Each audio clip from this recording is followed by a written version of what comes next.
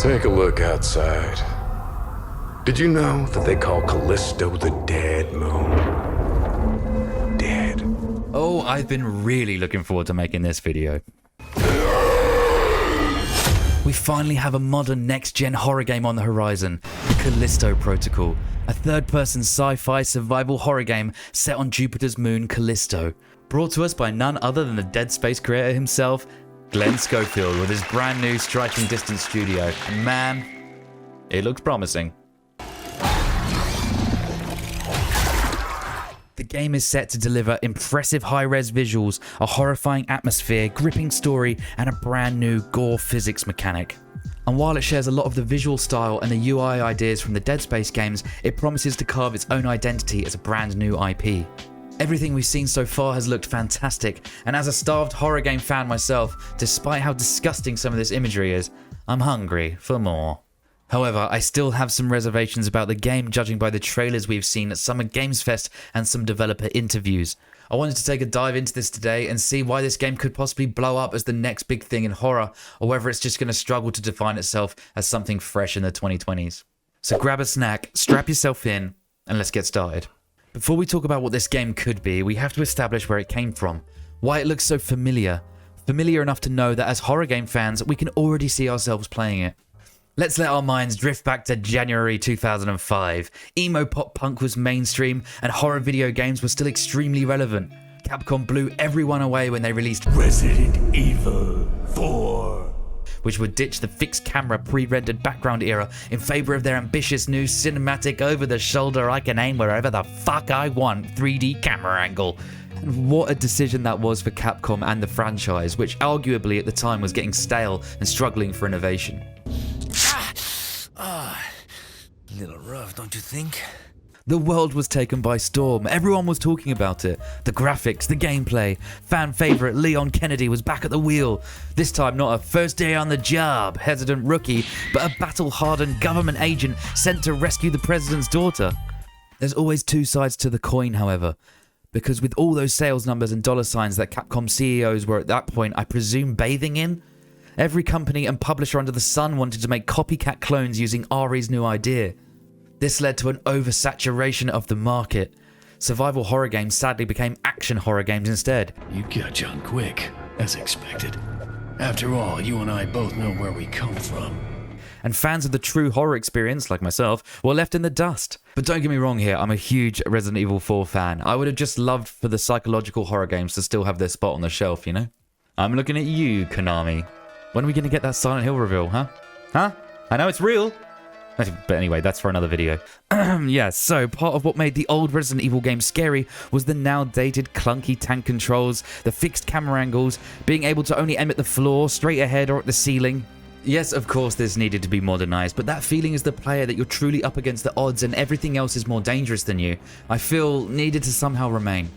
It's something that was suddenly lost with the over-the-shoulder camera angle. It gave you a chance to place your shots.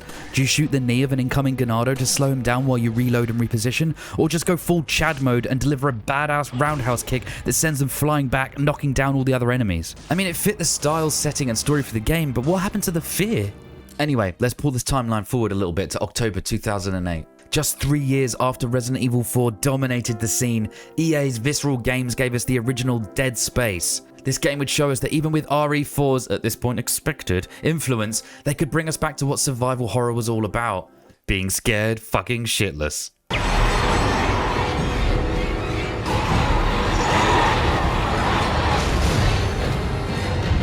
Although all the familiar systems were at play, Dead Space gave us a new horror, the necromorphs, and weapons to dismember them in order to survive. Some visually impressive feats for the PS3 and Xbox 360 era too.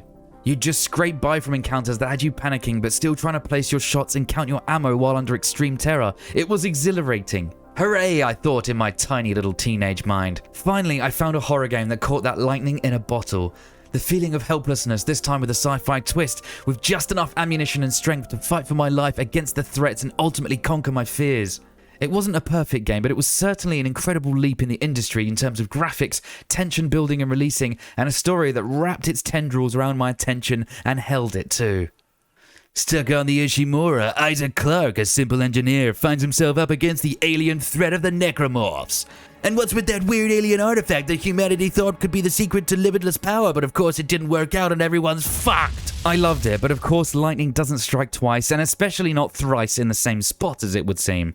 And EA being EA closed the studio down and basically took a king-size shit on anyone's dream of ever getting another sequel to the franchise. Anyway, now that we've got the background established, let's take a look at this new game, the Callisto Protocol. Visually, there's lots to note here. The callbacks to Glenn's work on Dead Space, be it the minimal HUD that's been built into the game's aesthetic cleverly, using the health bar on the suit, the ammo count is on the weapon itself instead of an overlay in the bottom corners of your screen, the aforementioned camera angle, it all feels very comfortable. It's not revolutionary, but hey, it's the same guy's idea, so at the very least it's authentic. I can see a lot of other influences here as well. The cinematic melee combat, which is weighted and hard-hitting, it reminds me of the likes of The Last of Us.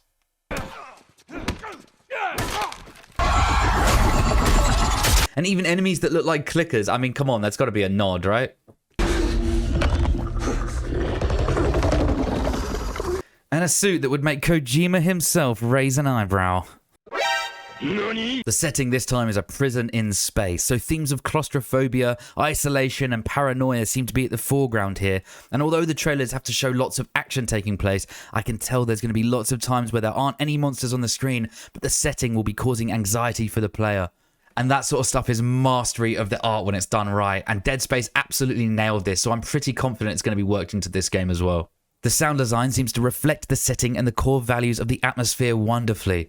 The occasional drip of a leaking pipe, echoing through a dimly lit corridor with directional audio tuned into your paranoia. It sounds amazing with headphones on. If you haven't watched the trailer that way yet, I suggest you do it. Not to mention the wet and crunchy impact of the melee weapons on the biophages. Or the impact of some of the firearms you can acquire. It all sounds fantastic and looks disgusting yet satisfying. And hey, it's nice to see Stompy making a return. Let's talk about that gore though, as there is an abundance here. This is one of my double-edged blades of excitement and worry going into this game. RE4 once shocked the world with its graphic death scenes like Leon's head getting cut off with a chainsaw. And this one.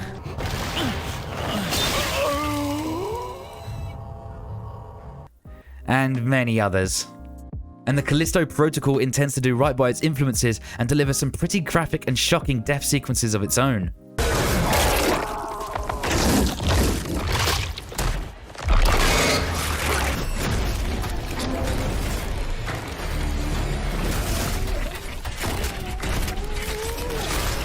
Now, I'm all for fantasy gore fests in video games and don't believe at all that it turns people into violent IRL murderers. But you know who does? That's right, the mainstream media. Back in 2004 in the UK, the Manhunt video game developed by Rockstar North was banned from sales following a violent murder of a young boy who was lured to a park by his friend, robbed and then murdered with a knife and claw hammer. He claimed he was obsessed with the game Manhunt, and that was enough for video games to be the scapegoat, and it was banned, with an uprising of the public calling for violent video games to be abolished. I mean, if we take a look at some of the violence from this game, it does seem a little dated these days, but at the time it was pretty shocking. Mainly because although graphically it was lacking in realism and looked very much like a Rockstar game of its time, the sound design was blood-curdling. I mean, just listen to this.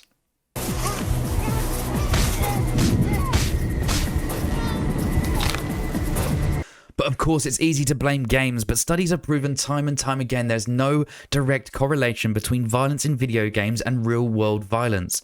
But video games are always the go-to perpetrator whenever it fits the narrative the media want to drive. But with the violence depicted here in the Callisto Protocol, will it once again prove to be too much for people? Are there going to be instances of outrage by parents who are asked by their kids to get this game as a Christmas present, and then they see what the contents are? Or have the general public just been desensitized by now, and this is just the natural evolution of the medium to still get the shock factor of yesteryear? Me personally, I think this level of gore in the game is supposed to really just drive home that horror experience. I mean, scenes like these, it all just adds to the immersion as well as being pretty shocking.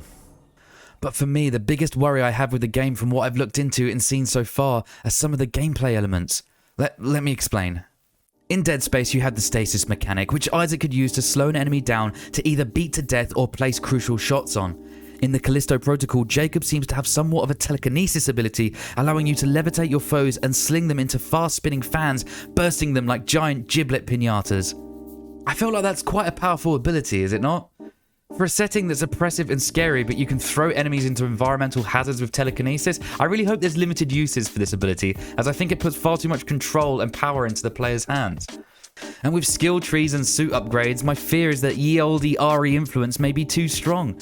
And by the midpoint of the game, you'll be armed to the teeth with all sorts of crazy firepower, blasting enemies apart and sprinting into rooms feeling confident. I just don't want that kind of game again.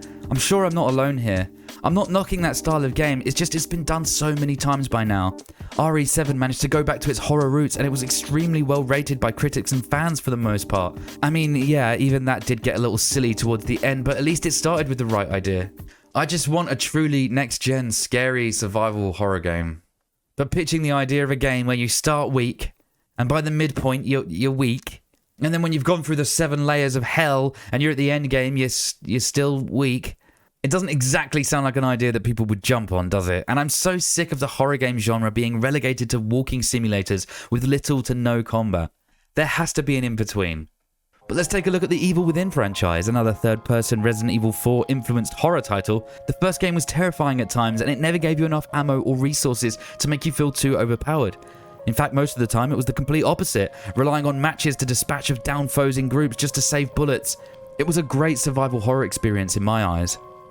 Again, it was flawed, it wasn't perfect. The unlikable main character and story that almost had the right idea but was too convoluted, and the second game just lost the plot completely. But I do think it did tick some of the right boxes when we're looking for a scary survival horror game.